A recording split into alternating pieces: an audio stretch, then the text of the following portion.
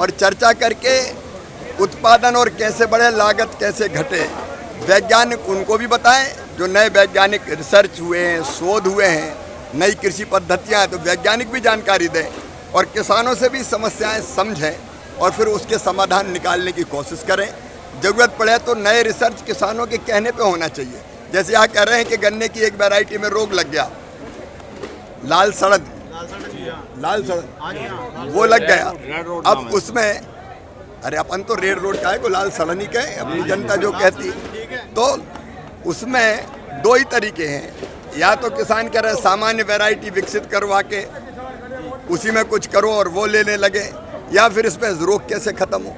अब ये जब यहाँ आए तभी पता चला ना, और इसलिए जो चीज़ें आएगी उसके आधार पर रिसर्च होगा, शोध होगा और इनकी समस्याओं का समाधान हो किसान भाइयों का, इसकी कोशिश होगी।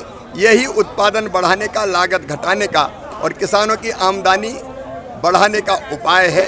और इसलिए ये विकसित कृषि संकल्प अभियान प्रधानमंत्री जी की प्रेरणा से चल रहा है। सर, आपने कहा कि कानून बनाएंगे और नहीं, यहाँ अगर कोई नकली दवाई बेच रहा है जी तो कड़ी सजा मिलनी चाहिए, उसका प्रावधान अगर नहीं है। अभी बताया कि बहुत कम सजा मिलती तो पता ही नहीं चलता, थोड़ा सा जुर्माना हुआ और छूट गए।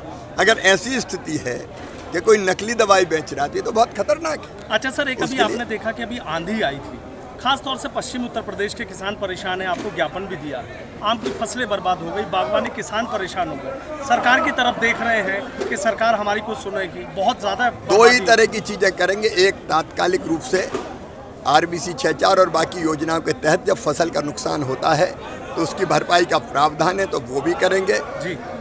दूसरी बात यह है, जिनने फसल बीमा करवाया है तो उसका लाभ मिलेगा। और दूसरी बात यह है कि अब बदलते हुए मौसम के कारण हमको ऐसी फसलें विकसित करनी पड़ेगी। अब बताओ, मई में कहीं इतनी बारिश होती थी?